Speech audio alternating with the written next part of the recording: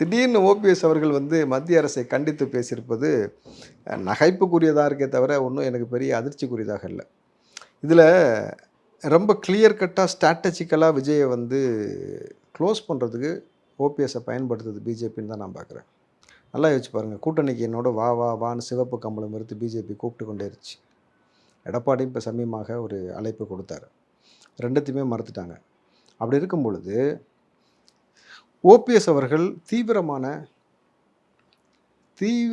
அதிதீவிரமான மோடி அமித்ஷாவுடைய விசுவாசி. அவங்க சொல்லி தான் தர்ம யுத்தத்தை தொடங்கினது, அவங்க சொல்லி தான் வந்து எல்லா வேலையும் பண்ணதுன்ற மாதிரி ஒரு விஷயம் பண்ணிக்கிட்டு இருந்தார். ஜெயலலிதா அவர்கள் மறைவுக்கு பின்னாடி யாராவது கட்சி அலுவலகத்துக்குள்ளே ஆள் அனுப்பிச்சு உடச்சி கிடச்சி இந்த வேலையெல்லாம் யாராவது பண்ணுவாங்களா? 3 முறை உங்களை வந்து ஜெயலலிதாவால் அடையாளம் காட்டிய பிறகும் நீங்கள் எந்த மாதிரி கட்சிக்கு வந்து விசுவாசம் இல்லாத தன்மை நடந்து கொண்டீர்கள்? அதற்கு பிறகு யாருக்கு ரொம்ப விசுவாசமாக இருந்தீங்கன்னாக்கா, நீங்கள் ஓபிஎஸ் வந்து யாருக்கு விசுவாசமாக இருந்தாலும் நமக்கு ஊருக்கே தெரியும். அமித்ஷாவுக்கும் மோடிக்கும் விசுவாசமாக. இப்போது இவங்கள்ட்டேருந்து விலகிற மாதிரி விலகிட்டு